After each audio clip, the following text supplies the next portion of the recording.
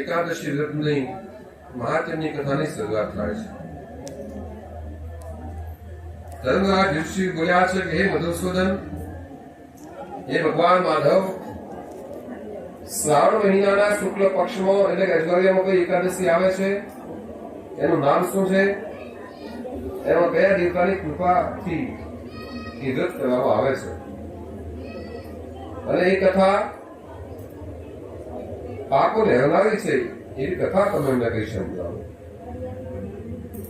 ધર્મરાજ યુધિષ્ઠિરનો પ્રશ્ન સાંભળીને ભગવાન કૃષ્ણ બોલ્યા છે, હે રાજન, તમે ખૂબ સારો પ્રશ્ન મને પૂછ્યો. માટે શ્રાવણ મહિનાની શુક્લ પક્ષની અજવાળ એકાદશીની કથા બધા જ પાપોનો નાશ કરનારી છે. એ મધુસૂદન માધવ, તમે સાવધાન થઈને એને શ્રવણ કરો. આ શ્રાવણ માસમાં શુક્લ પક્ષની એકાદશીનું મહાત્મ્ય સાંભળવાથી, એની મહાત્મ્યની કથા સાંભળવાથી વાજપેયી યજ્ઞના પુણ્યની પ્રાપ્તિ થાય છે. પ્રાચીન સમયની અંદર દ્વાપર યુગમાં ના આરંભની અંદર મહિષ્માનપુરીમાં મહાઅજીત નામનો રાજા રાજ્ય કરતો. દ્વાપરનો યુગ હતો અને એમાં મહિષ્મન એક પુરી નામ હતું. એ નગરની અંદર મહિજીત નામનો રાજા રાજ્ય કરતો. રાજાનું રાજ્ય ખૂબ મોટું હતું, ધન સંપત્તિ યુક્ત હતું, બધા પાસોથી તે મજબૂત હતો. એના સૈનિકો બધા શક્તિશાળી તાકાતવાન હતા. એના મંત્રીઓ પણ બધા સશક્ત હતા અને તેને વફાદાર હતા. બધું સુખ હતું, પણ રાજાને એક રાજ્યનું દુઃખ હતું કે એને કોઈ પુત્ર છે નહીં, એને પુત્ર નથી. એટલે ઘણું બધું સુખ તો છે, રાજ્યનું, ધનનું, સંપત્તિ અને પોતાની સીમા, રાજ્યની સીમા પણ ઘણા સુધી વિસ્તાર પામેલો છે. પણ આ બધું સુખ એને સુખ લાગતું નથી. કેમ કે એના બધા સુખ નથી લાગતું, એનો કોઈ પુત્ર નથી. એટલે એને એમ થાય છે મનની અંદર કે શું આ મારા પછી આ બધું અટકી જશે? કારણ કે પુત્ર વગર આ લોકોને પરલોકમાં સુખ નથી. કુ નામનું નર્ક છે, એ કુ નામના નર્કમાંથી પુત્ર તારે છે. તો એ કુ નામનું નર્કમાંથી મને કોઈ તારશે નહીં શું? અને આ જન્મની અંદર ઠીક છે, પણ કદાચ મૃત્યુ પછી પણ મને ઘણા કષ્ટની સહન થશે, કષ્ટ સહન કરવું પડશે. એટલે રાજાએ પુત્રની પ્રાપ્તિ કરવા માટે અનેક જાતના મોટા મોટા યજ્ઞો કર્યા છે, ઉપાયો થયા છે. ઘણા બધા ઉપાયો કર્યા, યજ્ઞ કર્યા, ઘણું બધું કર્મ કર્યું, પુણ્યદાન પણ કર્યું, પણ એ રાજાને પુત્રની પ્રાપ્તિ થતી નથી, પુત્ર થતો નથી. ઘણો બધો સમય વીતી ગયો અને રાજાની દિવસે ને દિવસે ચિંતા વધવા લાગી છે. અને આમ સમય જતો જતો જતો ધીમે ધીમે વૃદ્ધાવસ્થા આવવા લાગી છે. એટલે જેમ વૃદ્ધાવસ્થા નજીક આવી એમ રાજાને પાછું ઘણું દુઃખ થવા લાગ્યું કે હવે તો વૃદ્ધાવસ્થા આવી ગઈ, કોઈ પુત્ર પ્રાપ્ત થયો નહીં. આ મારા પછી આ ગાડીનું કોણ, આ રાજ્યને સંભાળશે કોણ? એને ઘણા હજારનું દુઃખ થવા લાગ્યું, ઘણી ચિંતા થવા લાગી છે. એક દિવસ આ રાજા મહિષ્મતી નગરની અંદર રાજસભા બોલાવી અને રાજા સભાની અંદર બેઠા અને પછી બધા સેવકોને અને તેના બધા માણસોને બોલાવીને કહ્યું કે હે મનુષ્યો, તમે બધા અહીંયા હાજર છો, સંતો મહંતો બધા ઋષિઓ પણ આજે અહીંયા આવ્યા છે. હું તમને એક વાત કહેવા માંગુ છું કે મેં આજ સુધી આ જન્મની અંદર કોઈ જાતનો કોઈ ખરાબ કર્મ કર્યો નથી. અને હું જાણું છું, એ મારી સુધી રાજા કહે છે કે હું જાણું છું ત્યાં સુધી તો લગભગ મેં કોઈ પાપ પણ કર્યું નથી, મારાથી કોઈ પાપ પણ થયું નથી.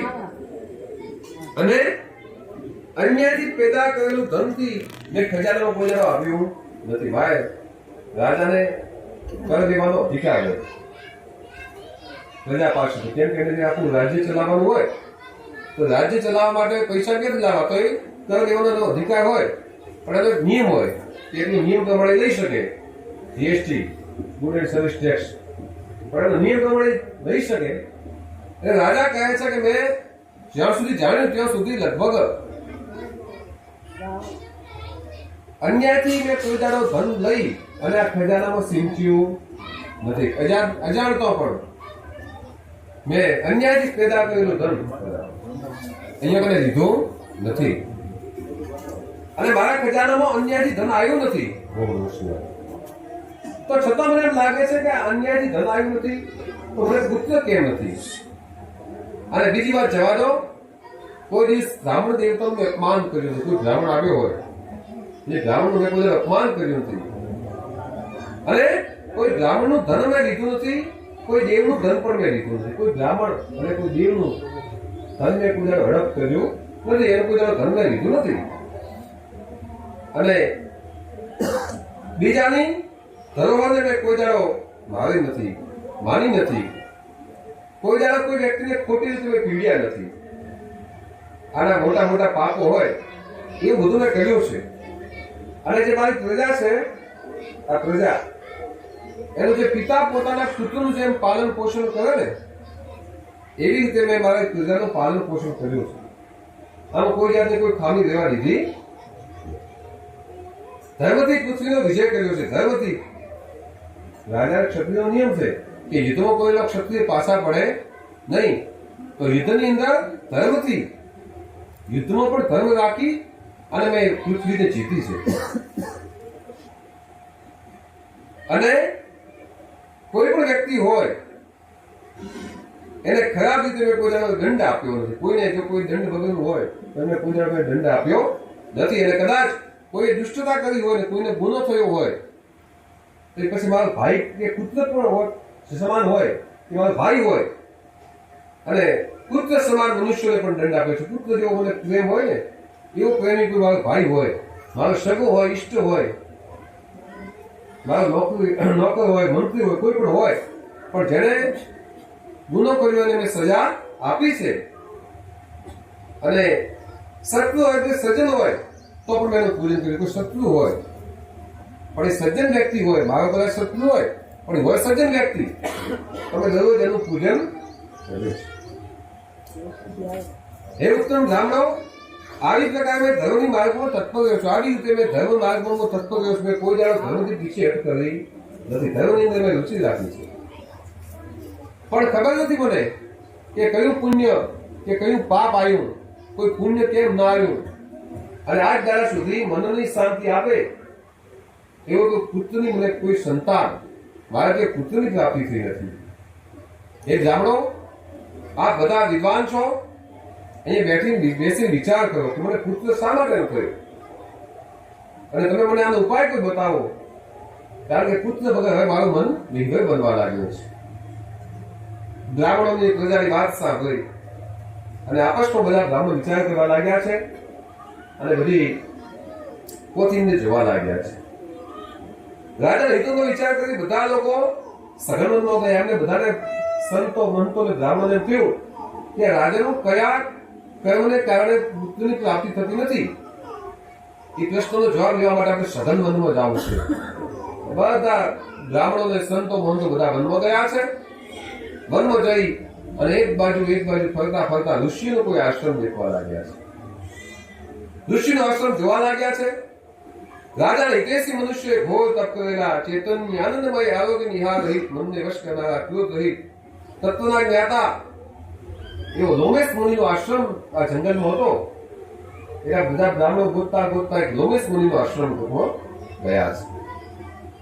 અને લોમેશ મુનિને જોયા તો મુનિ ઘોર તપસ્યા કરે છે, આનંદમય છે, સંત બન્યા છે. લોમેશ મુનિ સતત આનંદમાં છે, આરોગ્ય આહાર રહિત છે, પોતે આહાર કોઈ દેતા નથી. મનને ભસ્મ કરેલું છે સંતે, એના મન પોતાના ભસ્મ છે. તેનો લોમેશ મુનિ કોઈ જણા ક્રોધ કરતા નથી. લોમેશ મુનિ હતા એને કોઈ જણા ક્રોધ આવતો નથી.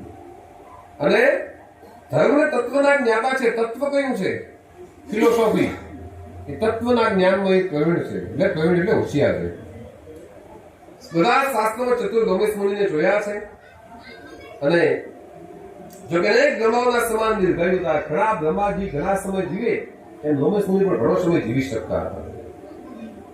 આ લોમેશ મુનિ એક કલ્પ વીત્યા પછી એક રોમાંચ વીતતો હતો. એક કલ્પ વીતે એટલે લોમેશ મુનિનું એક લોમ એટલે કે રોવાડું પોતાના શરીરમાંથી તૂટે. બ્રહ્માજીનો એક કલ્પ વીતે એટલે લોમેશ મુનિનું એક રોવાડું નીચે પડે અને ત્રિકાળ જ્ઞાનને જાણનાર મુનિનું નામ લોમેશ પડ્યું. એટલે લોમેશ એક લોમ પડે એક રોવાડું પડે એનું નામ લોમેશ એટલા માટે પાડવામાં આવ્યો હતો. અને ત્રિકાળ જ્ઞાનને જાણતા હતા. એને જોઈ અને બધા પ્રશ્નો થયા છે અને બધા સંતો મહંતો એમની પાસે ગયા છે અને સંતો મહંતો બ્રાહ્મણો લોમેશ મુનિ પાસે ગયા અને જઈને પ્રાર્થના કરવા લાગ્યા છે.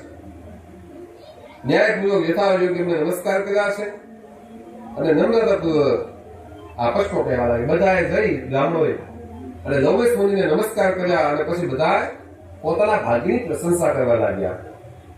બધા કહે છે કે આપણા ધન ભાગ આપણા મોટા ભાગ્ય કે આવા સંતોના આપણે આજે દર્શન થયા છે. આપણા ભાગ્યથી આજે મનુષ્યની પ્રાપ્તિ થઈ છે.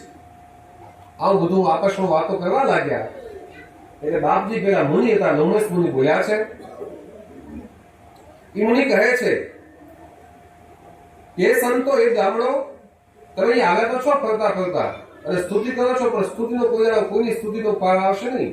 સ્તુતિ કરવી તો ફક્ત ભગવાન કૃષ્ણ વાસુદેવ વિષ્ણુ ભગવાનની સ્તુતિ કરવી. પણ તમે ફરતો કંઈક આવ્યા છો મનમાં કંઈક પ્રશ્ન છે એવું મને દેખાય છે તો તમે પ્રશ્ન મને કહી સમજાવો. શાના માટે અહીં આવ્યા છો એનું કારણ કહો. મારા દર્શનની આનંદથી તમે સ્તુતિ કરો છો. મને દર્શન તમારો થયો, તમને મારો દર્શન થયો એટલે તમને આનંદ થયો છે. એને કારણે તમે સ્તુતિ તો કરો છો પણ સ્તુતિ કરી અને જે મનનો પ્રશ્ન હોય તમે મને કહો તો તમારો હિત સામો છે એ વાત હું તમને અવશ્ય કહીશ. અને કોઈ પ્રશ્ન હશે તો સંદેહ કઈ રીતે દૂર થાય એની વાત હું તમને કહીશ. નિવારણ રસ્તો બતાવીશ. ત્યારે આ બધા બ્રાહ્મણો અને સંતો બધા જે લોમેશ મુનિ પાસે ગયા છે એમને કહ્યું કે બાપજી અમે એ શા માટે આવ્યા એનું કારણ તમને કહીએ છીએ, તમે સાંભળો અને નિસંદેહ નિવારણ કરવાનો ઉપાય આપની પાસે હશે. એમને ખબર છે કે કોઈ પણ વસ્તુ તમારાથી દુર્લભ છે નહીં, તમે બધું કરી શકો છો. એનો જે જવાબ હોય એ તમે અમને કહેજો. કારણ કે ભગવાન તમારા સમાન બ્રહ્મા સમાન શ્રેષ્ઠ છો. તમે બ્રહ્માની જેવા શ્રેષ્ઠ છો. આ તમારાથી ઉત્તમ કોઈ નથી, તમારા જેવું કોઈ ઉત્તમ બીજું નથી. એટલા માટે હે બાપજી અમે તમારી પાસે કામથી આવ્યા છીએ. એ કામ એ છે કે અમે મહિષ્મતી નગરમાં રહીએ છીએ અને મહિષ્મતીમાં મહિજીત નામનો અમારો રાજા રાજ્ય કરે છે. અને બાપજી બધી વાતની રાજાને સુખ શાંતિ છે. છોય કુશળ છે. ધન સંપત્તિ ખજાનો અને મંત્રી અને રાજ્યની સીમા પણ બધી સુરક્ષિત છે. આ મહિજીત રાજાને બધી વાતની સુખ શાંતિ આનંદ છે પણ એક વાતનું દુઃખ છે કે કોઈ પુત્ર નથી. અને પુત્ર નથી કે રાજાને ચિંતા થાય છે કે શું આ મારા પછી મહિજીત નામની જે મહેશ્વતી નગરી છે એ શું પડી રહેશે અને કોઈ રાજા નહીં થાય. ઘણા બધા ઉપાયો થયા એમનાથી, ઘણા બધા દાન પુણ્ય કર્યા છે એમણે, પણ છતાં એમને કોઈ પુત્રની પ્રાપ્તિ થતી નથી. ભગવાન અમે જાણીએ છીએ તેઓ સુધી એમનાથી કોઈ ખરાબ કામ આજ દિવસ સુધી કોઈ એમાં ખરાબ કામ કર્યો. એટલા માટે કામથી અમે તમારી પાસે આવ્યા છીએ. હે ભગવાન અમે એમની પ્રજા છીએ અને રાજા મારી પુત્રનું જે કોઈ પિતા એનું પાલન પોષણ કરે ને એમ એ રાજા મારું પાલન પોષણ કરે છે. એટલે વગર પુત્ર જોઈ અને અમને પણ દુઃખ થાય છે કે મારા રાજા છે એનું કોઈ પુત્ર નથી. એટલે ઘણો બધો વિચાર થયો અને રાજા એમને વાત પૂછી કે મારું કયું કર્મ એવું થયું કે એમને પુત્ર થતો નથી. એ વિસ્તારથી મેં વાત સાંભળી ને એનો જવાબ લેવા માટે બાપજી તમારી પાસે આવ્યા છે. આ વાત સાંભળીને લોમેશ મુનિ કહે છે દ્વિજોત્તમ એના ભાગ્યથી જ તમને મારા દર્શન થયા છે. એમનું ભાગ્ય કોનું? રાજાનું ભાગ્ય. એટલે તમને આજે દર્શન થયા છે. અને મનુષ્યો બધા બ્રાહ્મણો કહે છે, બાપજી અમને પણ વિશ્વાસ છે કે જ્યારે ભાગ્ય પ્રબળ હોય ત્યારે તમારા જેવા સંતોનું દર્શન થાય. મોટું ભાગ્ય હોય ત્યારે તમારા જેવા સંતોનું દર્શન થાય છે. અને સંતોનું દર્શન થાય એટલે મનુષ્યની બધી કાર્યની સિદ્ધિ થઈ જાય. એટલે મનુષ્યનું જે કાર્ય હોય બધું કાર્યની સિદ્ધિ થઈ જાય. બાપજી અમે તમને કહીએ છીએ કે કોઈ ઉપદેશ આપો અમને, કે ઉપદેશ કરવાથી અમારા જે મહિજીત નામના રાજા છે એને પુત્રની પ્રાપ્તિ થાય. આ વાત સાંભળી અને આ લોમેશ મુનિ થોડીક વારમાં ધ્યાનમાં મગ્ન બની ગયા છે. અને લોમેશ મુનિએ ધ્યાન ધારણા અને સમાધિ લગાવી છે. સમાધિ લગાવી અને મુનિએ આજે મહિજીત રાજા હતો એનો પહેલો જન્મ કયો હતો, શું હતો, બધી વાત સાંભળી લીધી છે.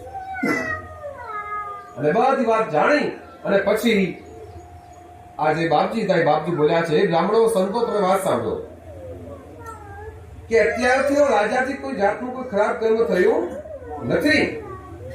અને પણ પહેલા જન્મની અંદર રાજા નિર્ધન અને ક્રૂરતા કર્મ કરનારો વણિક હતો. પહેલાના જન્મ આગલા જન્મ મેં જોયો એનો, આગલા જન્મની અંદર ક્રૂરતા એટલે કોઈ કોઈ દયા રાખતો નહીં અને નિર્ધન અને ક્રૂર કર્મ ખોટા કામ કરનાર વણિક હતો. અને વણિક એક ગામથી બીજે ગામ જઈને વ્યાપાર કરતો. વાણી હતો, એક ગામથી બીજે ગામ જઈ અને વ્યાપાર કરતો. અને એમાં એક સમય હતો, ઉનાળાનો સમય, એમાં જેઠ મહિનો હતો. અને જેઠ મહિનાના 12ના દિવસે શુક્લ પક્ષનો 12ના દિવસે મધ્યાહનો સમય હતો. અને કોઈ ગામની સીમા પર ગયો હતો પાણી પીવા માટે. અને ગામની સીમામાં ગયો અને એને તરસ લાગી. એને તરસથી વ્યાકુળ થઈ ગયો છે. એને ખૂબ તરસ લાગી હતી. એટલે તરસથી છીપાવવા માટે, પાણી પીવા માટે એક પાણીનું કોઈ જળાશય હતું, ત્યાં જઈને પાણી પીવા માટે ગયો છે. હવે ઘણી પાણી પીવા માટે જો ગયો, એ પાણી પીતો તો તે વખતે એક બીજો બનાવ બન્યો કે તે ગાય જેઠ મહિનાના 12ના દિવસે એક ગાય હતી તરસી, અને ગાય પણ ત્યાં પાણી પીવા માટે આવી છે. હવે ગાય પણ તરસથી વ્યાકુળ થઈ ગઈ હતી અને પોતાના વાછરડા સહિત પાણી પીવા માટે જલાશયમાં આવી છે. ગાયને પણ ખૂબ તરસ લાગી હતી અને એ ગાય જે પાણી પીવા લાગી એટલે પેલો જે વણિક હતો વાણીઓ, એ વાણીએ ગાયને પાણી પીવા દીધું અને ત્યાંથી તેને તગેડી મૂકી છે. અને ગાયને તગેડી દીધી, તેને પાણી પી લીધું અને સંતુષ્ટ થઈ અને ત્યાંથી જતો રહ્યો છે. પણ જે ગાયનો જે હાય તેની લાગી અને હાયને કારણે આ જન્મની અંદર એને પુત્રની પ્રાપ્તિ થઈ. એટલા માટે આ જન્મની અંદર પુત્ર થયો નથી અને કર્મ ભોગવી રહ્યો છે. એટલા માટે આ જન્મની અંદર પુત્ર વગરનો બન્યો છે. અને પહેલાના જન્મની અંદર એને કંઈક થોડુંક સારું કર્મ થયું હતું, એટલા માટે એને રાજ્યની પ્રાપ્તિ થઈ. કર્મ ભોગવા માટે એને પુત્ર પ્રાપ્તિ થઈ. કર્મ છે તો ભોગવવું પડે છે. એના માટે હે મનુષ્ય મુનિઓ, મેં પુરાણમાં એવું સાંભળવામાં આવ્યું છે કે મનુષ્ય પુણ્યનો પ્રભાવ હોય તો પુણ્યની પ્રાપ્તિ થાય. મોટું પુણ્ય હોય તો પુણ્યને કારણે એના પાપો બધા દૂર થઈ જાય છે. એટલા માટે પુણ્યની વાત તમે સાંભળો. એવું કોઈ પુણ્ય થાય કે પુણ્યથી એના પાપનો નાશ થાય અને એને પુત્રની પ્રાપ્તિ થાય. ત્યાં પેલા બ્રાહ્મણો અને સંતો કહે છે લોમેશ મુનિને કે બાપજી કોઈ પુણ્ય તમે જ અમને કહો, અમે આ શાસ્ત્રો વિશે કે વેદો વિશે કઈ જાણતા. ત્યારે પેલા લોમેશ મુનિ બોલ્યા છે એ બીજો સાંભળો તમે. હવે થોડા સમય પછી શ્રાવણ માસ આવે છે.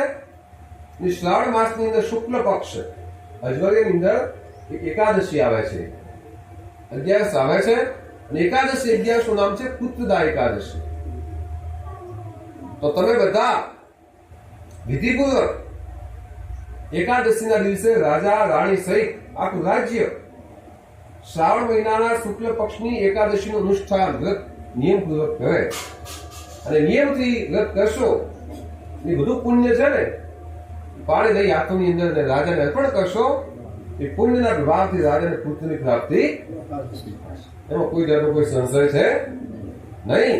એને રાત્રે જાગરણ કરી વિષ્ણુ ભગવાનનું નામ લઈ અને વિષ્ણુ ભગવાનની જો સ્તુતિ કરશો ને તો રાજાને પુત્રની પ્રાપ્તિ થશે. એ વાતમાં કોઈ જાતનો કોઈ સંશય છે.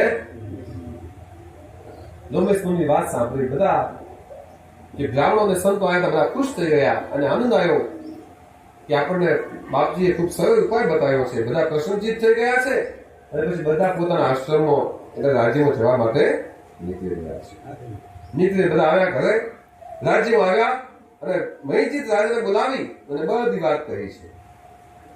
રાજાને પણ હવે મનમાં શાંતિ થઈ ગઈ અને પછી તો યાદ કર્યો છે. અને થોડો સમય થયો એક વખતે શ્રાવણ મહિનો આવ્યો છે અને શ્રાવણ મહિનાની અંદર શુક્લ પક્ષમાં એકાદશી 11મી તિથિ આવી છે. અને એ જ વખતે બધા લોકો ભેગા થઈ રાજાના બધા માણસો ભેગા થઈ એકાદશીનો વ્રત કરવાનો નિયમ રાખ્યો છે. અને આખું રાજ્ય સહિત રાજાએ પણ ભેગા થઈ અને ખૂબ પ્રેમથી શ્રદ્ધાથી એકાદશીનો વ્રત કર્યો છે. પૂર્ણ શ્રદ્ધાથી ભાવથી એકાદશીનો ઉપવાસ થયો અને 22ના દિવસે તેનું પુણ્ય હતું. બધા ભેગા થઈ હાથમાં પાણી લઈ તુલસીનું પત્ર લઈને કહે છે કે એકાદશીનું પુણ્ય થયું. આ બધું પુણ્ય અમે અમારા રાજાને મહિજીત રાજાને આપીએ છીએ કે જેનાથી એને પુત્રની પ્રાપ્તિ થાય. અને આખા રાજ્યના માણસોએ એ પુણ્યની પ્રાપ્તિ રાજાને આપી. એટલે થોડોક સમય થયો ભગવાન વિષ્ણુની એને કૃપા થઈ અને થોડાક સમયની અંદર પુણ્યને લેવાથી જે રાજની જે રાણી હતા એને સુંદર ગર્ભ ધારણ કર્યો છે. અને થોડોક સમય થયો અને પરિપૂર્ણ માસ છે જેમ અગ્નિમાંથી કાષ્ઠમાંથી અગ્નિ ઉત્પન્ન થાય અને સુંદર મજાનો પુત્ર જન્મની પ્રાપ્તિ રાજાને પુત્રની પ્રાપ્તિ થઈ છે. આ રીતે આ રાજાને મહિજીત રાજાને પુત્ર હતો નહીં પરંતુ શ્રાવણ મહિનાના શુક્લ પક્ષની એકાદશીનું વ્રત કરવાથી તેને પુત્રની પ્રાપ્તિ થઈ હતી. એના માટે એનું નામ પુત્રદા એકાદશી કહેવામાં આવે છે. શ્રાવણ મહિનાના શુક્લ પક્ષની જે એકાદશી 11 છે એને પુત્રદા નામથી એકાદશી પ્રસિદ્ધ છે. આ લોકોને પરલોકમાં સુખ ચાહનાર દરેક વ્યક્તિ એનું વ્રત કરવું જોઈએ. જે મનુષ્ય આ લોકોને પરલોકમાં સુખની પ્રાપ્તિ થવાની ઈચ્છા હોય એ મનુષ્યોએ અવશ્ય શ્રાવણ મહિનાના શુક્લ પક્ષની અજવાળી એકાદશીનું વ્રત કરવું જોઈએ. એનું મહાત્મ્ય સાંભળવાથી મનુષ્ય બધા પાપોમાંથી મુક્ત થાય છે. એનું મનુષ્ય શ્રાવણ મહિનાના શુક્લ પક્ષની એકાદશીનું મહાત્મ્ય શ્રદ્ધાથી સાંભળે છે બધા પાપોથી મુક્ત થાય છે. અને અહીં પુત્રનું સુખ પામી અંતે સ્વર્ગને જાય છે. ને કોઈની પુત્રની ઈચ્છા હોય તો વિષ્ણુ ભગવાનની કૃપાથી એને પુત્રની પણ પ્રાપ્તિ થાય છે. તેથી ભગવાન વાસુદેવ કહે છે ધર્મરાજ યુધિષ્ઠિર તમારે બધા પાંડવો સહિત દ્રૌપદીએ પણ શ્રદ્ધા ભક્તિપૂર્વક આ શ્રાવણ મહિનાના શુક્લ પક્ષની એકાદશીનું ખૂબ પ્રેમ શ્રદ્ધાપૂર્વક અનુષ્ઠાન કરવું જોઈએ. જે મનુષ્ય એકાદશી શ્રાવણ મહિનાના શુક્લ પક્ષની પુત્રદા એકાદશીનું વ્રત કરે છે એના બધા પાપોનો નાશ થાય છે. વિષ્ણુ ભગવાનની અનન્ય ભક્તિની પ્રાપ્તિ થાય છે અને ભગવાન વિષ્ણુના ચરણોમાં પ્રેમની અનુકંપા પ્રાપ્ત થાય છે. ઇતિ શ્રી ભવિષ્યતો પુરાણે શ્રાવણ શુક્લ પક્ષ એકાદશી વ્રત મહાત્મ્યમ વિષ્ણુ અર્પણમ. બોલે વિષ્ણુ ભગવાન ધરણીધર ભગવાન સદગુરુદેવ વિષ્ણુ કનૈયાલાલ હનુમાન મહારાજ રામચંદ્ર ભગવાન राम कवन प्रभु पूछो तो ही कहिया बुझाई कृपानिधि मोही. श्री राम जय जय राम श्री राम जय राम मंगल भवनय मंगल हारी रवयु सुद सरत यजिर बिहारी. श्री राम जय राम श्री राम जय राम. સંતો પુરાણો ઉપનિષદો રામ નામનો અપાર મહિમા ગાય છે. હવે વિનાશી કલ્યાણ રૂપ જ્ઞાન અને ગુણોનો ભંડાર ભગવાન શંકર પણ એક રામ નામનો જપ કરે છે. કહે છે ભગવાન હું આપને પૂછું છું કે રામ છે કોણ? આપ મને સમજાવીને કહો. આપ એમ નહીં માનશો કે મને બિલકુલ ખબર નથી. એક રામની મને ખબર છે. કેમ? એક રામ કોણ છે? એક રામ જગદેશ કુમારા તિનકર ચરિત વિદિત સંસારા નારી બિરહો દુઃખ લહે ઉપારા ભય ઉરો શરણ રાવણ મારા. બાપજી, એક રામને તમે જાણીએ છીએ. એક રામ અવધેશ કુમાર. અવધેશ એટલે કે રાજા દશરથના કુમાર છે. એનું ચરિત્ર સંસાર જાણીતું છે. પોતાની સ્ત્રીના દેહથી દુઃખી પ્રાપ્તિ થઈ અને એમને ઘણું દુઃખ પ્રાપ્ત થયું હતું અને એમને ક્રોધ આવ્યો હતો. એટલે ક્રોધમાં એમણે રાવણને હણ્યો હતો. એ ભગવાન ઐતિહાસિક રામની તો મને ખબર છે. આ રામના ચરિત્ર હું જાણું છું, પણ પ્રશ્ન એ થાય છે કે દશરથના પુત્ર રામ એ જ છે કે જેનું ગાન ભગવાન શિવ પણ ભગવાનનો જાપ કરે છે.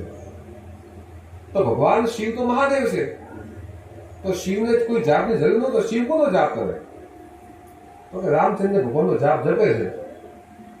તો રામચંદ્ર ભગવાન જે દશરથના દીકરા છે કુંવાર, એ જ રામનો જાપ શિવ જપે છે. બીજા કોઈ રામ છે? એની વાત તમને કહો.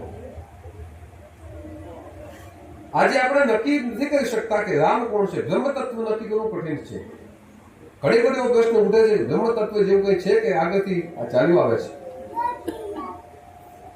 માટે આપણે કોઈ વખત આમ થાય કે ખરેખર કોઈ ભગવાન જેવું કોઈ છે કે શું, કે પેલા આગળથી ચાલ્યું આવે એટલે આપણે પણ ચાલુ રાખીએ.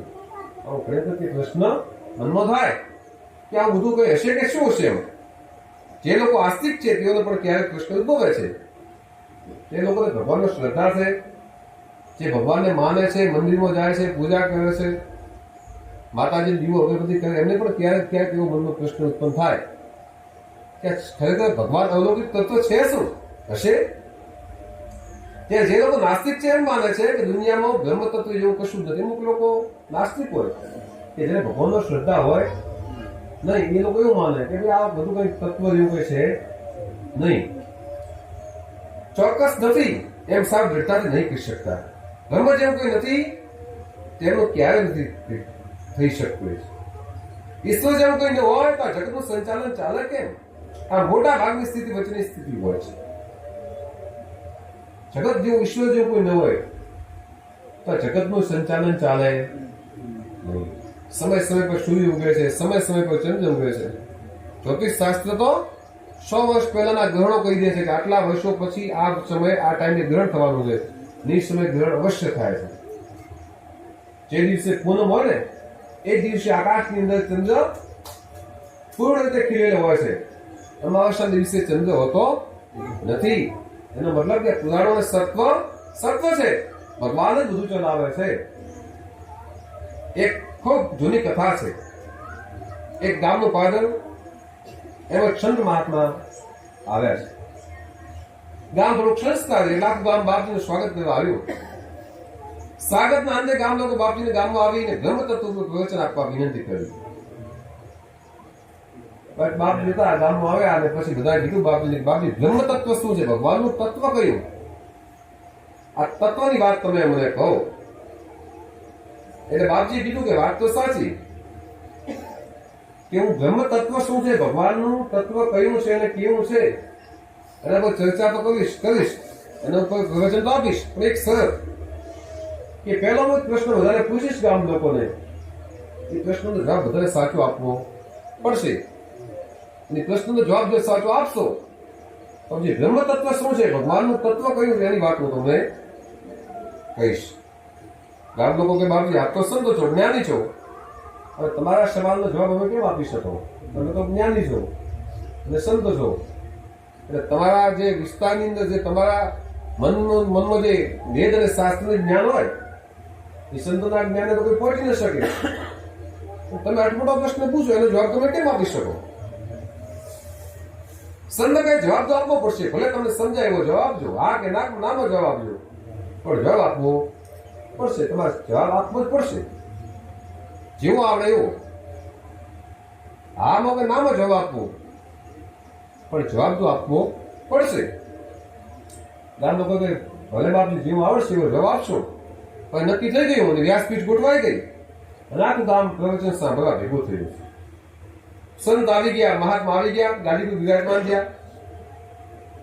બધાને પૂછ્યું, તને બોલાવીને પૂછ્યું કે બોલો ભાઈ, હવે કૃષ્ણ પૂછું તમને કે આ જગતની અંદર ઈશ્વર છે કે નહીં, ભગવાન છે કે નહીં, હા કે નામ જવાબ આપો. એટલે બધાને એમ થયું કે આ બાપુને બોલાયા છે એના માટે, બાપુ બ્રહ્મ તત્વ શું એના માટે બોલાય, બાપુ જ આપણને પ્રશ્ન પૂછે, આપણે કરવું શું? એટલે ગામ લોકોએ વિચાર કર્યો કે જો આપણે એમ કહીશું કે ભાઈ ભગવાન ઈશ્વર છે કે નહીં, બાપજી પૂછો, આપણે એમ કહીશું કે ઈશ્વર નથી, તો બાપુ પાછા વિસરી જશે, ગુસ્સે થઈ જશે. એટલે બાપજી આપણે રાજી રાખો એટલે બાપને હાથ પાડી દો ને, બાપુ ભગવાન છે એટલે વાત થઈ જાય, પૂરી આપણે કોઈ ઝંઝટમાં પડવું પડે નહીં, કેવું જ ના પડે. એટલે બધાએ કીધું કે બાપુ આ છે. બાપજી કે બધાને કહું છું, બોલો આ જગતમાં ઈશ્વર છે? બધા એવો છે કે બીજી વખત જવાબ આપો, ઈશ્વર છે કે આ છે? કે ત્રીજી વખત જવાબ આપો, ઈશ્વર છે કે એવો છે? બાપુ કહ્યું તમને બધાને ખબર છે કહેવાનું શું હોય, ઈશ્વર તો છે જ, તો આપણે રવાના છે ગાડી પર બેસી બાપુ હેડી ગયા કે બાપુ એમ નહીં, બાપુ તમે પ્રવચન આપો, અમે તમને પ્રવચન માટે કહીએ છીએ, પ્રવચન તો સાંભળવા માંગીએ છીએ, એટલે બાપુ તમને કહે છે. મહાત્મા કે મને પ્રવચન આપવા જેવું કોઈ લાગતું જ નથી. તમને બધાને ખબર છે કે ઈશ્વર છે, ઈશ્વર છે, જે વસ્તુ તમે જાણો છો એમાં કોઈ બોલ શું કરો, બધાને ખબર છે કે ઈશ્વર તો છે, તો એમાં કંઈક બોલવાનું શું આવે? તો બધાને ખબર છે, તો કઈ તમે ના પાડ્યો તો તમને કંઈક કહો ઈશ્વર નથી કેમ નથી. હવે એક ને એક વસ્તુ પર આટલા બોલ્યા કરો, એનાથી તો તમને ખબર હોય કે ઈશ્વર છે, તો કઈ કહેવાનું આવતું નથી. ગામ લોકો વિચાર કર્યો કે આ તો આપણે ખોટો જવાબ આપી દીધો, આપણે ના પાડવાનો હતો તો બાપુ કઈક કર. ગામ લોકો વિચાર કર્યું કે આવી ખબર પડો તો આપણે ના પાડો. એટલે બાપુ બધા આયોજકો બે ચાર પોઈન્ટ હોશિયાર છે, એમને કીધું કે બાપુ કામ કરો, આવતીકાલે ફરીથી રાખો, આપણે આવતીકાલે પાછું ચાલુ થાય એનું તો આપણે તમે જવાબ પૂછજો અને પછી આપણે નવી ઘોડી નવો દાવ, નવો વ્યક્તિ આવે પેલા રમત રમતા એટલે છેલ્લો છે કે ભાઈ નવો આવે એના પર દાવ આવશે. તો હવે કે જે વ્યક્તિ આવે એને બાપુ કાલથી પાછું નવું ચાલુ કરો. બાપુ કે જો તમે કાલનું કીધા તો પાછું કાલે તો અલગ હશે વાત સાચી, તો કાલે રાખીએ. એટલે બાપુ કે કાલે પણ મારા પ્રશ્નનું શું, મેં પ્રશ્ન પૂછેલું શું? એટલે બોલે આયોજકો કે બાપુ તો કાલે બીજી વખત પૂછજો, બીજી વખત પૂછજો, બીજી વખત જવાબ આપશો.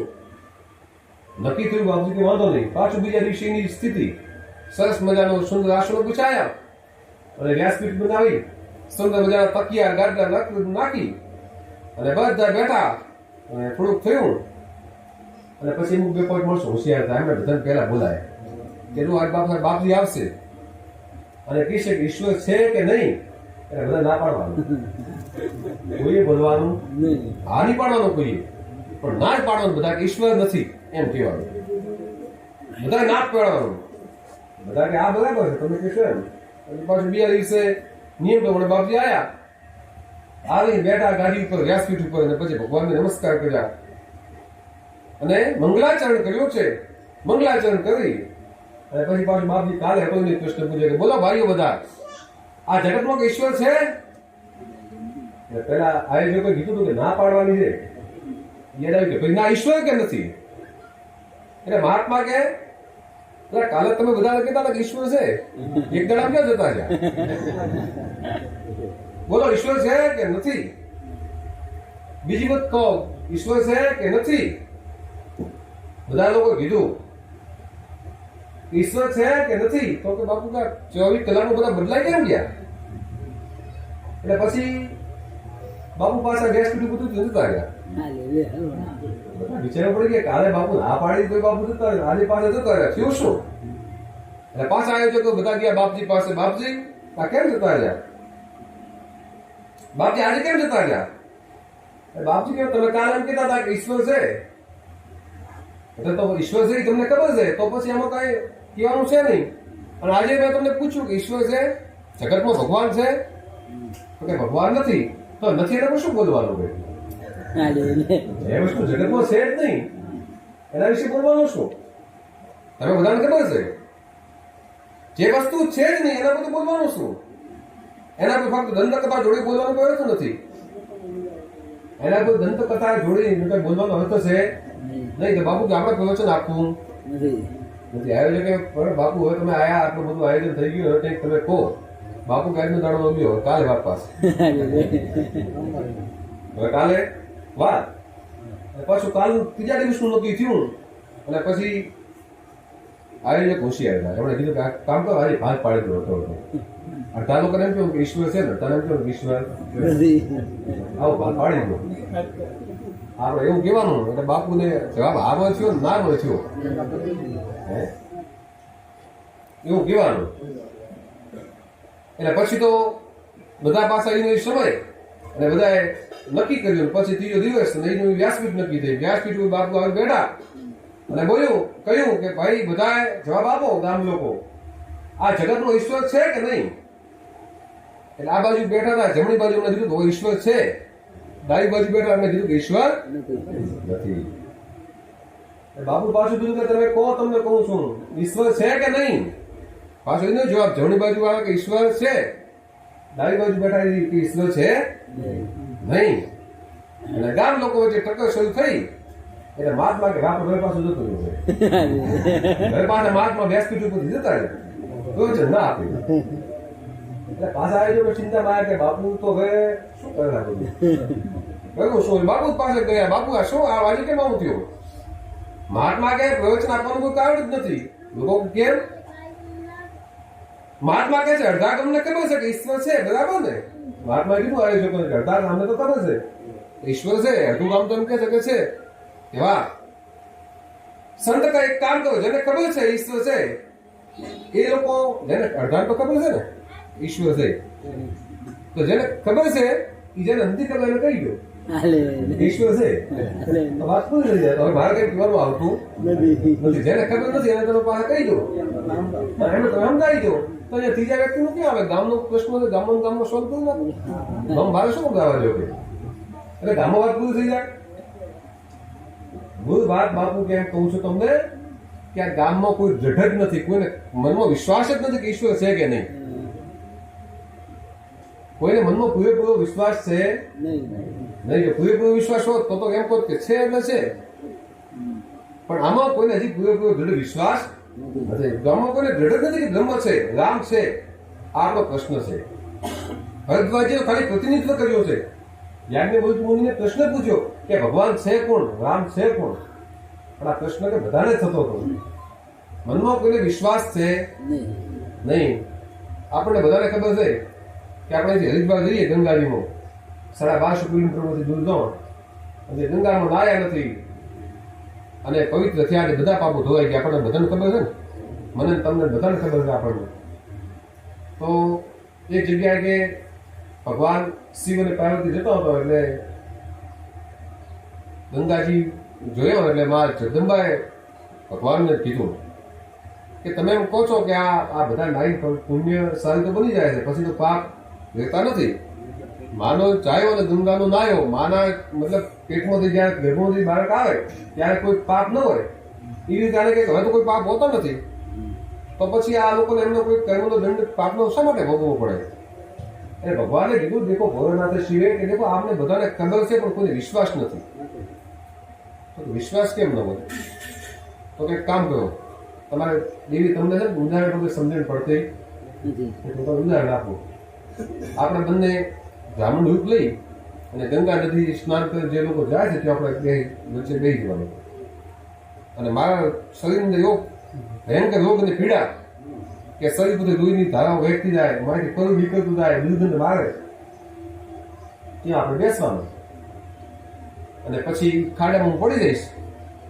અને જગદંબા તમારે બ્રાહ્મણની પત્નીના રૂપમાં એવું કહેવાનું, જે લોકો આવે એમને કહેવાનું કે જેનામાં શરીર પર કોઈ પાપ ન હોય એ વ્યક્તિ આને જો અડે તો આ બ્રાહ્મણ છે એના બધો રોગ દુઃખ બધું મટી જાય અને બેઠો થઈ જાય. ત્યાં તમારે આવું કહેવાનું. સારું, ભગવાન શિવ અને પાર્વતી ત્યાં આવે છે, બ્રાહ્મણનું સ્વરૂપ નહીં, અને રક્ત પીકનો રોગ, અને શરીરમાંથી કયું નીકળતું હોય, દુર્ગંધ આવતી હોય, અને હાથમાં બધે ઘાવ, અને ખાડામાં પડેલા છે.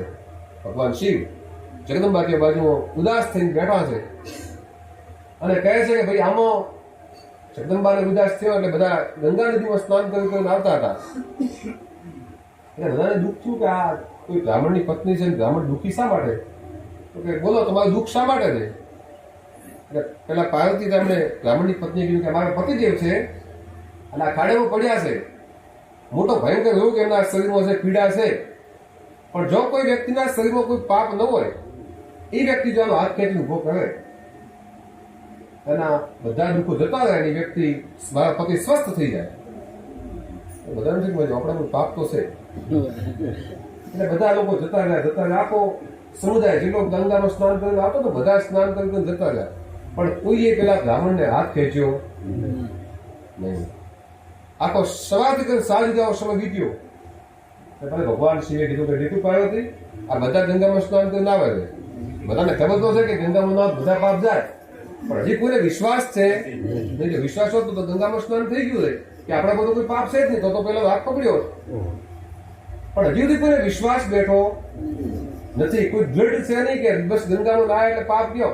આવો વિશ્વાસ હજી કોઈને આવતો નથી. વિશ્વાસ નથી એટલા માટે જ આ લોકોનો પાપ જતો નથી. હાથીના સ્નાન જેવું છે, હાથી જાય સ્નાન કરે પાછું ધૂળમાં આવી જાય, હવે શુદ્ધમાંથી પાણી લાવી પાતાના પર નાખે, તો હાથીના સ્નાન જેવું વ્યર્થ સ્નાન છે. તો શ્રદ્ધા ન હોય તો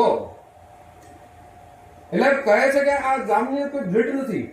એટલે આમ એ ગામની વાત એમ છે, પણ બધાના આખા બધાની વાત છે કે કોઈને દ્રઢતા છે નહીં, ઈશ્વર છે કે નહીં. શેઠ સગાશા એવી ભગવાને પરીક્ષા લીધી હતી, પણ છતાં પરીક્ષામાં એમને વિશ્વાસ હતો કે ભગવાન તો છે જ. કહે છે ભરદ્વાજી તો પ્રતિનિધિત્વ કર્યું છે. યાજ્ઞવલ્ક્ય મુનિને પ્રશ્ન પૂછ્યો હતો, શું કહે છે? જગબલ કી બોલે મુસ્કાઈ तुम ही विदित रघुपति प्रभुताई राम भगत तुम में मन प्रमदानी चतुराई तुम्हारी में जानी चाह सुने राम गुण गूढ़ा किन कृष्ण मनहु यति मूढ़ा श्री राम जय जय राम श्री राम जय राम. ભરદ્વાજી નો પ્રશ્ન સાંભળી યાજ્ઞવલ્ક્ય મુનિ આનંદ પામે છે, અને ભરદ્વાજી કહે છે ભરદ્વાજી યાજ્ઞવલ્ક્ય મુનિ કહે છે, હું તમારી ચતુરાઈ જાણી ગયો છું, તમે તો બધું જાણો છો, મન વચન અને કર્મથી ભગવાન રામચંદ્રજીના ભક્ત છો, અને રામજીના ગૂઢ રહસ્યો સાંભળવા ઈચ્છો છો. માટે જેમ કોઈ મૂર્ખ માણસ પ્રશ્ન પૂછતો હોય ને એમ તમે પ્રશ્ન પૂછો. હું તો અવશ્ય રામ કથા કહીશ. આમ ભરદ્વાજ મુનિ પ્રયાગરાજની અંદર બિરાજે છે, અને સુંદર મજાનો આશ્રમ છે. તુલસીદાસજી કહે છે, હે ભરદ્વાજ મુનિ વસહિ પ્રયાગા તિનહિ રામ પદયતિ અનુરાગા તાપસ સમદમ દયા નિદાના પરમાર્થ પત પરમ શ્રીજાના. પ્રયાગની પવિત્ર ભૂમિ છે. અક્ષરવટની છાયામાં યાજ્ઞવલ્ક્ય મુનિએ ભગવાન રામચંદ્રની પાવન કથાનો આરંભ કર્યો છે. વડલા હેઠળ રામકથા કહેવાનું એક મહાત્મ્ય છે. ભગવાન શંકર કૈલાસ ઉપર જે કથા કહે છે એ કથા વડલા નીચે કહે છે. કારણ કે ભૂષણજી મહારાજ મેરુ પર્વતના નીલ શિખર ઉપર જે કથા કહે છે એ પણ વડલા નીચે કહે છે. અને તીર્થરાજની અંદર યાજ્ઞવલ્ક્ય મુનિ કયોની ભૂમિકા ઉપર રામકથાનો આરંભ કરે છે એ પણ વડલા અક્ષય વટની નીચે કરે છે. વડલો વિશ્વાસનું પ્રતીક છે. જ્યાં સુધી વક્તા અને શ્રોતા વિશ્વાસની સહાયવાનો હોય ત્યાં સુધી ભગવાનની કથામાં આનંદ આવતો નથી. ભગવાન ઉપર કોઈનો ભરોસો હોવો જોઈએ, અને શ્રોતાને પોતાના ગ્રંથો શ્રવણ કરવા આવ્યો છે ગ્રંથ ઉપર વિશ્વાસ હોવો જોઈએ. આ રામકથા શરૂ થઈ. સમર્થ શ્રોતા કથામાં એટલા લીન બની ગયા કે બાળકાળ સુધી વક્તાએ તેમને ક્યાંક સંબોધન કર્યું, પરંતુ આગળ જતો શ્રોતાની એકાગ્રતા જોઈને વક્તા એમને સંબોધન કરવાનું છોડી દીધું છે. એક જ વ્યક્તિ કથા સાંભળે છે, છતાં કેટલી કથા સાંભળી છે, એટલી સરસ ચાલે છે, આજ સુધી કૃષ્ણની પૂર્ણાવતી એક કથામાં બતાવવામાં આવી નથી. એ કથા હજી પણ ચાલે છે. આપણે ત્યાં બે માન્યતાઓ પ્રવર્તે છે કે ભગવાન કૃષ્ણ ઉપાસકો માને છે કે રજમાં હજી રાસ લીલા ચાલી રહી છે, હજી ક્યારે વ્યક્તિને દર્શન થાય છે. ભગવાન કૃષ્ણ ઉપાસકો વૃંદાવનની અંદર એક બગીચો છે, એની અંદર ભગવાન કૃષ્ણની રાસલીલા અત્યારે પણ તે ચાલુ છે અને કે ભગવાન કૃષ્ણ અત્યારે પણ રાત્રે રાસ રમવા માટે આવે છે. અને કોઈ કોઈ માન્યતા એવી છે કે ત્યાં પાણીનું માટલું જે ગલ મૂકવામાં આવે, પાણીનું માટલું સવારે ખાલી થઈ જાય છે અને ત્યાં કોઈ વ્યક્તિ રોકાઈ શકતું નથી. ને કોઈ રોકાય તેને દર્શન દિવ્ય દ્રષ્ટિ હોય તો ભગવાનનું દર્શન થાય, પણ રામચંદ્ર ભગવાનની કૃપાથી કોઈ ત્યાં રોકાઈ શકતું નથી. ત્યાં ભગવાન કૃષ્ણ અત્યારે પણ રાસ રમવા આવે છે. અને રામ ભગવાનના ઉપાસકોની માન્યતા છે કે તીર્થરાજ પ્રયાગની પવિત્ર ભૂમિ પર યાજ્ઞવલ્ક્ય મુનિ હજી પણ રામ કથા કહે છે. તીર્થરાજ પ્રયાગ કહેવાય. આપણા યોગી મહારાજ એનું નામ હતું પ્રયાગરાજ બનાવ્યું. ઇલાહાબાદ તરીકે આટલા દિવસો થતું હતું, પણ એનું નામ મૂળ પ્રયાગરાજ હતું. પાછું નામ એમણે સ્થાપન કર્યું છે. એ પ્રયાગરાજની અંદર પવિત્ર જ્યો આશ્રમ છે ભરદ્વાજ મુનિનો, ત્યાં આજે પણ યાજ્ઞવલ્ક્ય મુનિ રામ કથા કહે છે. પણ જેને ભગવાનનો પ્રેમ હોય ને કે કથાને સાંભળી શકે છે. એમ કહેવાય કે કુરુક્ષેત્રની અંદર જ્યાં ભગવાન કૃષ્ણ ગીતા કહી ને, ત્યાં કુરુક્ષેત્રની અંદર પણ આપણે જે કોઈ પણ શબ્દ બોલીએ, ઓમ, કોઈ પણ શબ્દ બોલીએ તો શબ્દનો નાશ થતો નથી. આપણને સંભાળી શબ્દ પૂર્ણ થઈ જાય, પણ શબ્દ પછી બ્રહ્મની અંદર ફર્યા કરે છે, આકાશમાં ફર્યા કરે છે. તો એ કુરુક્ષેત્રની અંદર જે ઘણા વર્ષો પહેલા ભગવાન કૃષ્ણએ અર્જુનને જે ગીતા કીધી, એ ગીતાનું સંશોધન આજે વૈજ્ઞાનિકો પણ એના પર તપાસ કરી રહ્યા છે કે કૃષ્ણ ભગવાને જે અવાજમાં કૃષ્ણ ભગવાને જે ગીતા કીધી ને, એ ગીતાને આપણે અવાજ શોધવો છે, તેનો કોઈ યંત્ર દ્વારા એને શોધવાનો પ્રયત્ન ચાલુ છે. એની ગીતા ભગવાન કૃષ્ણની કદાચ આપણને સાંભળવામાં પ્રાપ્ત થાય તો કે ત્યાં ભગવાન રામચંદ્ર ભગવાનના ભક્તોની માન્યતા છે કે રામકથા હજી પણ ત્યાં ચાલે છે. પ્રયાગની ભૂમિ પર આંખો બંધ કરી પ્રયાગરાજ જઈને યાજ્ઞની આંખો બંધ થઈ અને ભગવાન યાજ્ઞવલ્ક્ય મુનિ બે સુંદર ચોપાઈમાં રામાયણનું મહાત્મ્ય ગાઈ રામકથાની શરૂઆત કરે છે. તુલસીદાસજી કહે છે, રામ કથા સશી સવાના સંત ચકોર કરહી જય પાના મહામોહ મહિષે શુભી લાસા રામ કથા કાલી કકરાલા. રામચંદ્ર ભગવાનનું કથા કિરણ સમાન છે. ચંદ્રનું કિરણ જેમ ચકોર પક્ષીને વધારે પ્રિય લાગે છે, ચંદ્રનું કિરણ ચકોર પક્ષીને જેમ ગમે છે, એમ રામ કથા સંતરૂપી ચકોરને વધારે પ્રિય લાગે છે. હવે મોહરૂપી રાક્ષસને મારવામાં રામ કથા કાલિકા સમાન છે. માનવીના હૃદયમાં મોહ ઉત્પન્ન થાય તેને રામ કથા તોડી શકે છે. રામ ભગવાનની કથા શ્રોતાઓ પાર્વતીજી, ગરુડજી, ભરદ્વાજ મુનિએ ઉત્તરકાંડમાં ગાયું છે કે રઘુપતિ રામચંદ્રનું ચરિત્ર સાંભળીને મારો મોહ નાશ પામ્યો છે. યાજ્ઞવલ્ક્ય મુનિ કહે છે, ભરદ્વાજજી, આપે જે મને પ્રશ્ન પૂછ્યો ને, નવો નથી. આ પ્રશ્ન તો અગાઉ પણ પૂછાઈ ગયો છે. જગતજનની જગદંબા ભવાની માં જગદંબાએ એક વખત શિવજીને પ્રશ્ન પૂછ્યો હતો અને એના ઉત્તરમાં શિવજીએ જે જગદંબાને કહ્યું હતું એ જ કથા હું તમને કહું છું, એટલે મારે કંઈ કહેવું પડે નહીં.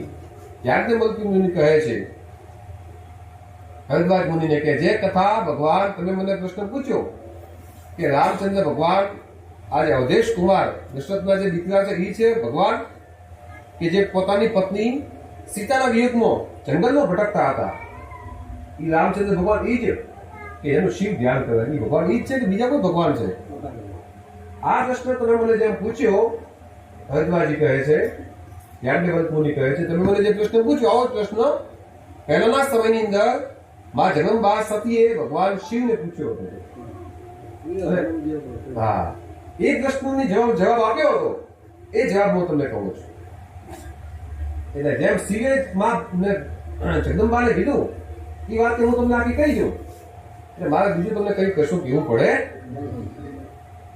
કેટલી નિરંતર મહાત્મામાં છે કહે છે કે મારે કશું કેવું નથી, હું તો માધ્યમ બનું છું, આપ સાંભળો. આમ કહી મહર્ષિ મુનિ યાજ્ઞવલ્ક્ય મુનિ પ્રથમ શિવ ચરિત્રની શરૂઆત કરે છે. રામચરિત માનસની શરૂઆત થાય, રામચંદ્ર ભગવાનની કથા, તેમાં સર્વપ્રથમ શિવની કથા થોડી આવે છે. અને અહીંયા કહે છે કે મુનિ ગૌસ્વામી મહારાજ યાજ્ઞવલ્ક્ય મુનિ એના ભગવાન શિવના ચરિત્રમાં રહી જાય છે.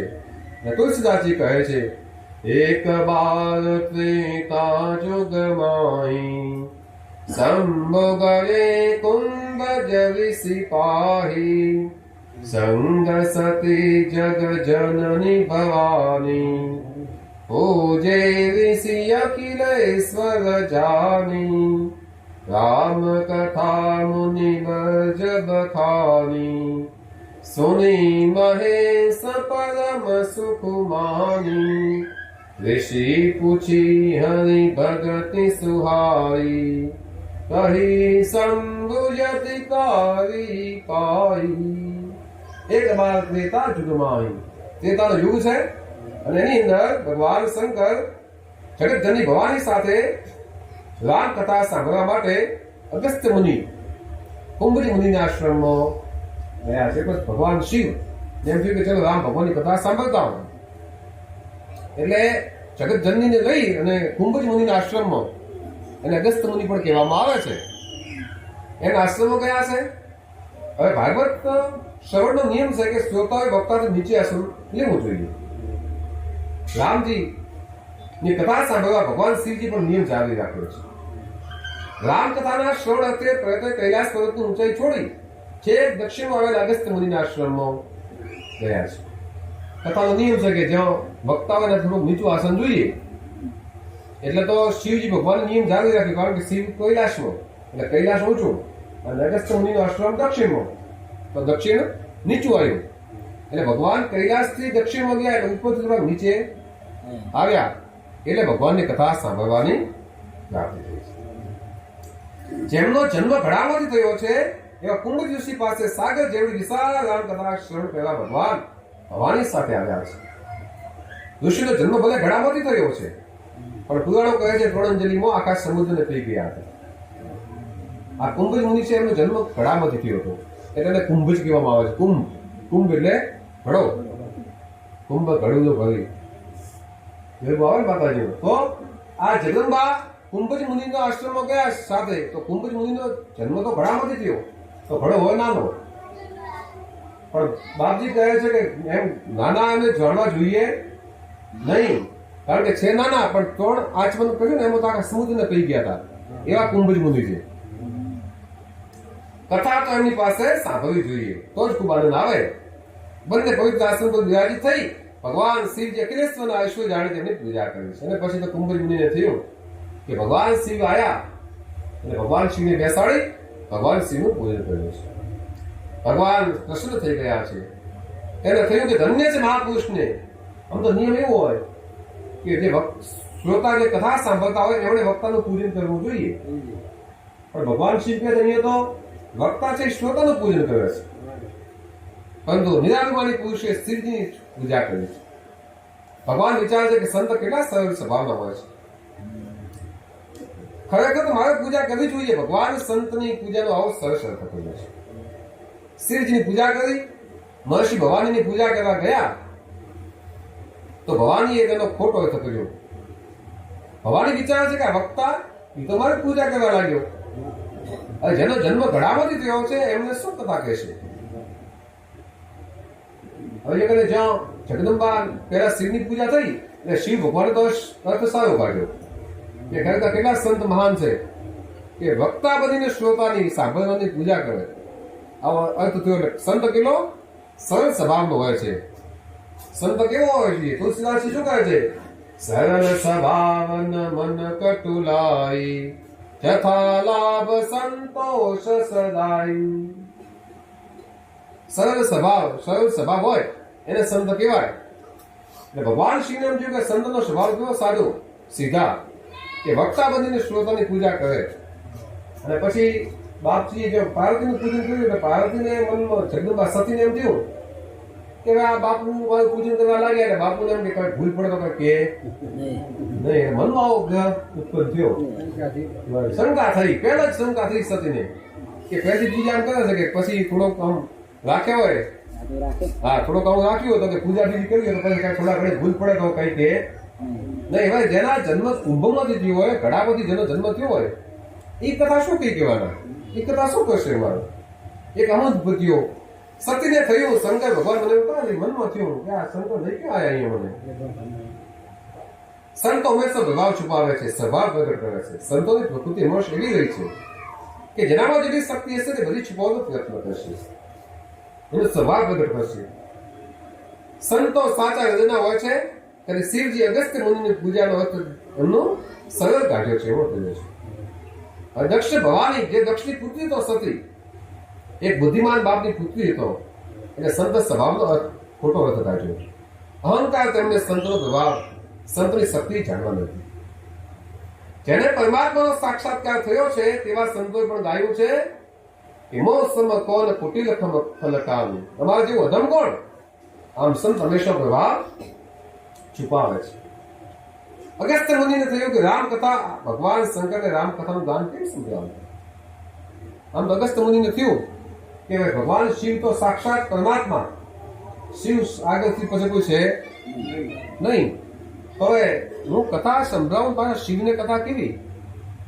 કોઈ ડોક્ટર હોય એને એમ કેવું કે તમે પેરાસિટામોલ ગોળી લો તાવ વળી જાય, એને ડોક્ટરનું નથી હતા, ડોક્ટરને તો ખબર જ હોય કે કઈક દવા લેવાથી કયો એ દુખાવો થાય ડાયક લો લે તો ડોક્ટરને કહેવાય એને તો ખબર હોય. તો ડોક્ટરને ક્યાં પણ કહેવાય ને એમ તો અગસ્ત્ય મુનિને એમ થયું કે ભગવાન શિવ તો બધું તત્વને જાણે છે, વેદને જાણે છે, શાસ્ત્રને જાણે છે, બધી વસ્તુ જાણે છે. હવે ભગવાન આગળ હું કથા કેમ કહું? પણ પાછું મનમાં એમ થયું કે જો કદાચ શિવ મારી કથા સાંભળે અને કથા કોઈ શિવને કહું ને તો મારું જીવન ધન્ય બની જાય, મારી વાણી પવિત્ર બની જાય અને મારા જેવો મોટો ભાગી કોણ, ભાગ્યવાન કેવા હું મોટો હતો, મારું વ્યક્તવ્ય સફળ થઈ જાય, મારું જીવન ધન્ય બની જાય. અગસ્ત્ય મહારાજ ગાડી પર બેસી અને કથા કહેવા લાગ્યા છે. રામ કથા મુનિ બરજ બકાની, રામ કથા મુનિ બરજ બકાની, સુની મહેશ પરમ સુકુમાની, સુની મહેશ પરમ સુકુમાની. શંકર ભગવાનને પરમ સુકમાની કથા સાંભળે છે. શંકર ભગવાન કથા સાંભળવા બેઠા છે. તુલસીદાસનો શબ્દ નોંધવા જેવો છે. ભગવાન શંકર કથા સાંભળવા આવ્યા ત્યારે લખ્યું છે સંગ સતી જગ જનની ભવાની. અને જયારે કથા સાંભળ્યું ત્યારે લખ્યું સુની મહેશ પરમ સુકુમાની. જયારે કથા સાંભળવા આવ્યા ત્યારે તુલસીદાસે શું કહ્યું? એક બાર ત્રેતા યુગમાં, એક બાર ત્રેતા યુગમાં શંભુ ગયે કુંભજ ઋષિ પાહી.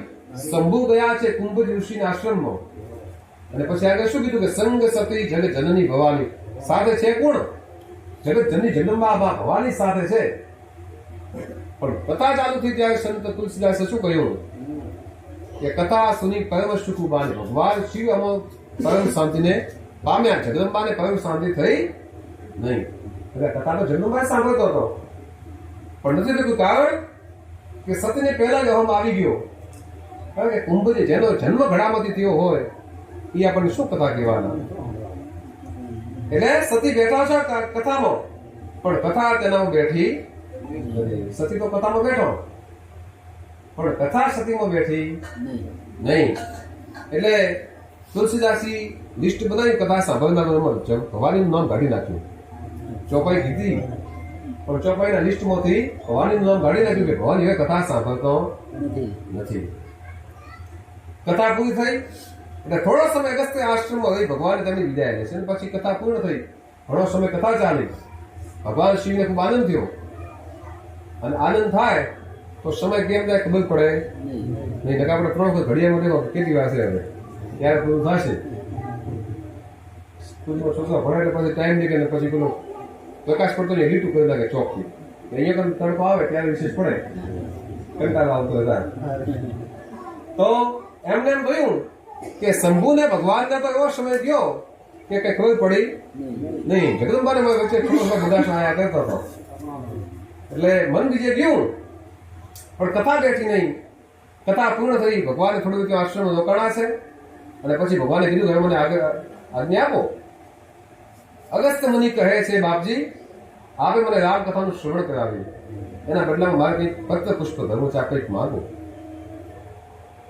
હવે ભગવાને કહ્યું કે તમને કથા મને સંભળાવી, એટલે કથા તમને સંભળાવી, દક્ષિણા આપવી પડે તો કંઈક તમે માંગો. આ તો ભારતનો ઋષિ અયાચક હોય કોઈ માંગે ખરો? ઋષિ કેવા હતા? અયાચક. એમને કોઈ જાતની કઈ પડી હતી નહીં, પણ જ્યાંથી માંગવાનું ચાલુ થયું ત્યાંથી પછી બધો ભાવ ઓછો થવા શરૂઆત ત્યાં થઈ જાય એના પછી કથા કરવા મળી જાય. એટલે અચાનક આ તો સંત આ કઈ માગે ખરી? એટલે ભગવાન રામની કથા અને પછી ભક્તિ કંગાળ. એટલા માટે આ જે માંગવાનું ચાલુ છે ને એમાં પછી ભક્તિ કંગાળ દેખાવા માંડી. એના માટે પછી કોઈનો ભાવ એવો થવા લાગ્યો કે આ તો ખરેખર એના માટે જ છે. એમ ભક્તિ એટલા માટે કંગાળ દેખાવા લાગી, સાધના ઘણી થવા લાગી. તુલસીદાસજીએ કવિ કાળમાં વર્ણન કર્યું છે, સબ જાતિ કુજાતિ ભય મંગના. માગે તો શૂર્પણખા, બાકી સબરી તો આપે. માગે કોણ? શૂર્પણખા. સબરી તો માગે નહીં, સબરી તો આપે. સબરીનો ભાવ એવો હતો કે મીઠા ગોળ વીણીને ચાકી ચાકી રાખે. ખબર એમ ભાવ એવો હતો, ખબર જ નથી કે એઠો અપાય કે ના અપાય, એવો ભાવ હતો. માણસ જ્યાંથી માંગતો થયો છે ત્યારે તેની ક્ષતિ ક્ષીણ થવા લાગી છે. માટે માગવું નહીં પણ લાયક બનવું. માગવું નહીં પણ લાયક બનવું.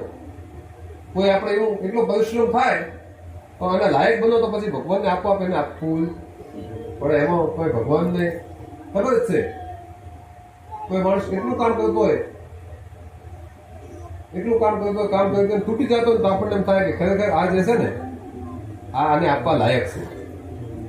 એટલા માટે ભગવાન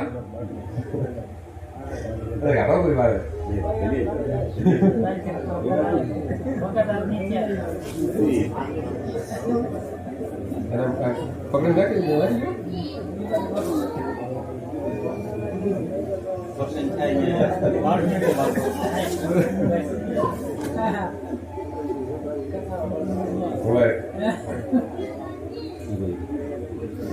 ભગવાન તારા દરવાજે ગંગાના કિનારે આસન લગાવીને બેઠો છું. ભગવાન કઈક કરી દે ઉઠીશ. बैठो दर पे तेरी कुछ करके उठूंगा, या वस्तु ही हो जाऊं या मर के उठूंगा. भगवान ની પાસે એવું કે એવા લાયક બનીએ તો આપણને ભગવાન આપે તો ભગવાન ની આગળ જો એને આપણે લાયક બનીએ તો એને આપવું જ પડે. એમાં કોઈ જાતનો કોઈ ક્ષમા કે કોઈ સંદેહ છે? અગસ્ત્ય મુનિ એમ થયું કે હું વિચાર માંગુ કેમ? માંગુ તો ભારતના ઋષિની પરંપરાનો બોધ બાદ આવે. જો સંત, ભારતનો સંત દધીચી મુનિએ પોતાના અસ્થિ આપી દીધા હતા. બધા ગયા ને દેવો બધા કે પેલો વૃત્તાશ્રમમાંથી એમ મળતો નથી. એને ભગવાને એવું કીધું છે કે જો દધીચી મુનિના અસ્થિ હાડકામાંથી એનું અસ્ત્ર બને, ધ્વજ બને અને એનાથી જો યુદ્ધ થાય તો વૃત્તાશ્રમનું મૃત્યુ થાય. એટલે કોઈ હાડકા કોઈને આપે? પછી દેવો બધા ગયા દધીચી મુનિ પાસે અને દધીચી મુનિને કહ્યું કે બાપજી આપણું હવે તમે સંતો છો, સંત તો કોઈ દાડો પોતાના માટે જીવે નહીં, સંત તો બીજાના માટે જીવે, સંત જેવું કોઈ પ્રયોગ કરે નહીં. સંત તો વૃક્ષ જેવા આવે છે, વૃક્ષ કોઈ દાડો કોઈનો પોતાનો ફળ કે ફૂલ કે જે કઈ આવે કે ખાતા નથી. કોઈ ફ્રૂટ આવે જે આવે વૃક્ષ ખાય જાતે, એ તો બીજાને આપી દે છે. વૃક્ષ તો છાંયડો બીજાને આપે છે, પોતે તડકો કામ કરે. દધીચી મુનિ વાત શું છે તેની મેઇન કહો તમે, વખણ પહેલા પછી મેઇન પોઈન્ટ કહો તમે. મોસ્ટ ઇંગ્લિશ શું છે કે બાબુ તમારે હાડકો જોઈએ છે. બાપુ કેમ કહું કે મારી ના ખાય સીધા હાડકો તેમને કોઈ આપે? મરી જાવ તારે હાડકો નીકળે મારી. બાપુ વાત સાચી, પણ વાત એવી બની છે કે આ વૃત્તાસુરે બધાને સ્વર્ગમાંથી કાઢી નાખ્યા છે. ઇન્દ્રનું રાજ્ય પડાવી દીધું, દેવોને ત્રાહીમામ કરી નાખ્યા, જેટલો બધા બંધ થઈ ગયા. અને ભગવાને એવું કીધું કે દધીચી મુનિના અસ્થિમાંથી ધ્વજ બને અને એનાથી યુદ્ધ થાય તો આનું મૃત્યુ થાય. એટલે ભગવાન એના માટે તમે પાસે આવ્યા. દધીચી મુનિ કેમ સીધી વાત કહું તો મારી ના પાયા એમ કહો કે સંત આવો હોય, સંત આવે બધી ખબર હોય. હવે કોઈ દાડો અમને હેડતા આશ્રમ હવે દેખતા નથી કોઈ દાડો. આજે બધા આવીને આવી વાત કરવા મળ્યા એટલે ખબર પડી જ ગઈ મને. હવે દીકરી રસ્તો બદલી નાખતો, ની માણસ કદી આવીને કોક કામ ટેકવા માટે એમ થાય ને કે કોઈના નામ જેમ ભૂલા પડ્યા છે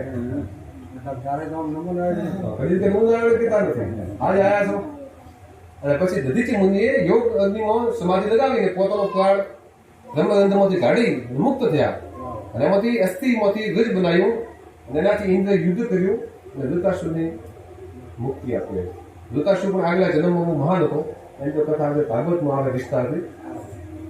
તો કહે છે કે અગસ્ત્ય મુનિને એમ થયું કે જો ઋષિકુળની પરંપરા છે તો ઋષિક તો પોતાના અસ્થિ પણ બીજાના માટે આપી દે. જો હું માગું તો આ પરંપરા તૂટી જાય, પણ જો ન માગું તો ભગવાન શિવ એમ કહે છે કે તું માંગ અને પછી ન માંગું તો અવિરત થાય. તો ભગવાનની વાત માની કહેવાય નહીં.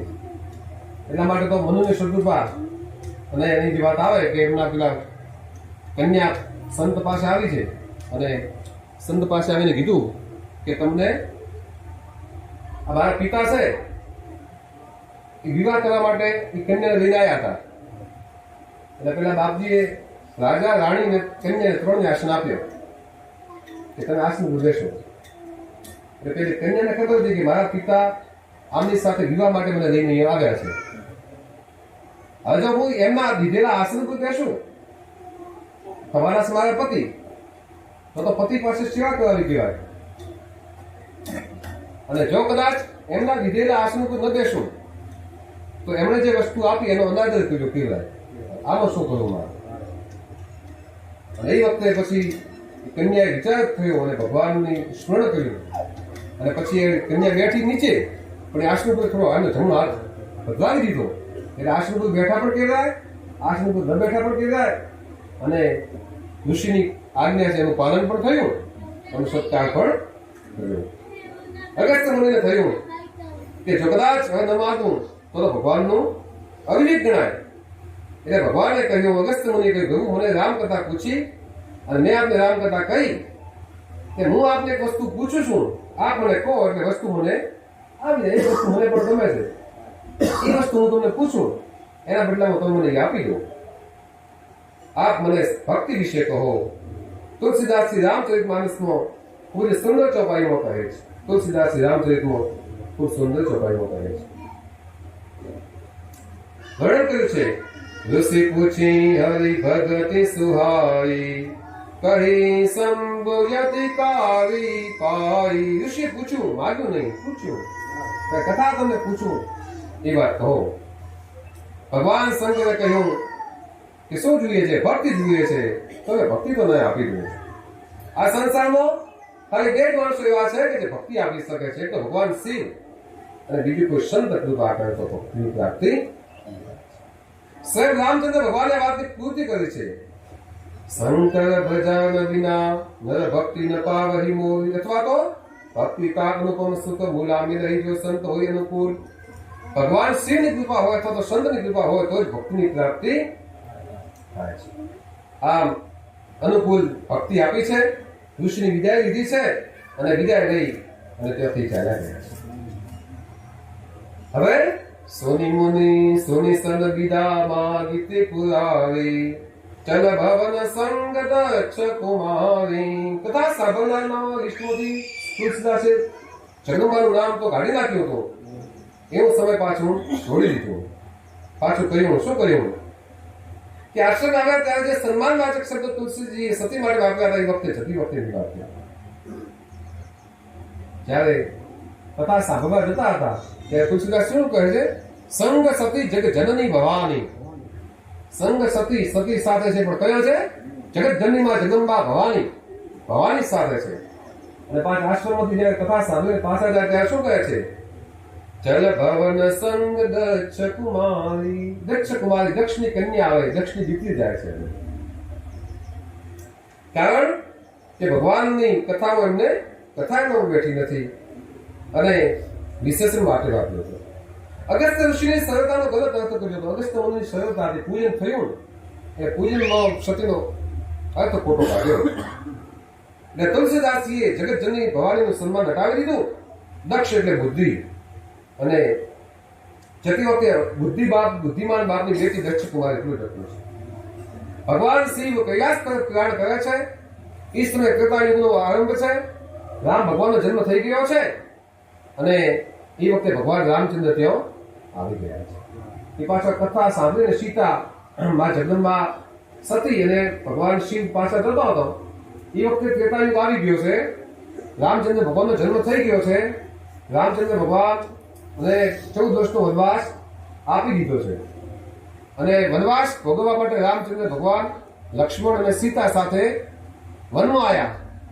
અને એ વખતે સીતાનું હરણ થયું. અને એ વખતે રામચંદ્ર ભગવાન દંડાકારણની અંદર સીતાને શોધતા શોધતા સીતાને શોધતા શોધતા જઈ રહ્યા છે. અને એ જ વખતે જગતમાં સતી અને ભગવાન શિવ કૈલાસ તરફ જાય છે. ભગવાન શિવ તો જાણી ગયા કે મારા ઈષ્ટદેવ રામચંદ્ર ભગવાન છે અને દંડાકારણમાં ત્યારે ફરી રહ્યા છે, વિહાર કરે છે. તુલસીદાસજી કહે છે, હૃદયમ વિચાર જાત હલ એ વિધિ દર્શન હોય, ગુપ્ત રૂપ અવતર્યું પ્રભુ ગયે ચાલ સબ કોઈ. ભગવાન સદૈવ શંકર વિચાર કરે છે કે કયા પ્રકારે મને મારા ભગવાનનું દર્શન થાય.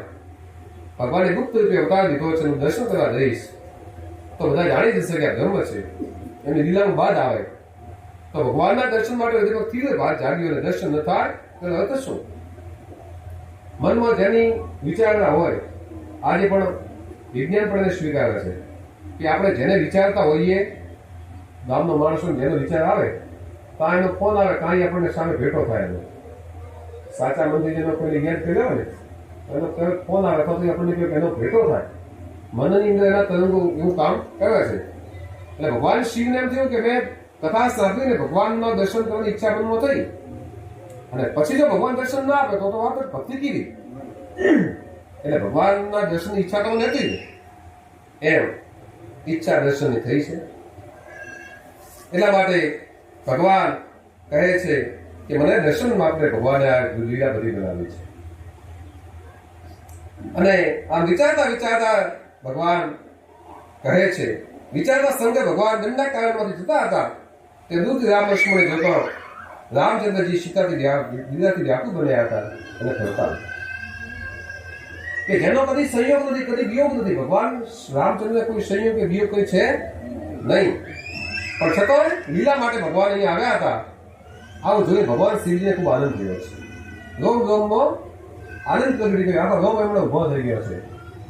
4 મહિને 64 કિલે 20 રહે જોડ. આમ ભગવાનનો રોમ એવો ખીલવા લાગ્યો છે. શિવજી ભગવાન આંખો બંધ કરીને ધ્યાન લગાવી દીધા છે અને ભગવાન રામને યાદ કર્યા. પરંતુ યોગ્ય સમય જાણ્યો નહીં કે હજી અત્યારે સતીને આનો પરિચય આપવાની સમય આવ્યો નથી. અને ભગવાન શિવ આંખો બંધ કરી રામચંદ્ર ભગવાનનું ધ્યાન કરવા લાગ્યા છે. બોલે શ્રી રામચંદ્ર ભગવાન, ધરણીધર ભગવાન, સદગુરુદેવ કૃષ્ણ કનૈયા લાલ કી જય, હનુમાનજી મહારાજ કી જય, ગોર મહારાજ કી જય, સત્ય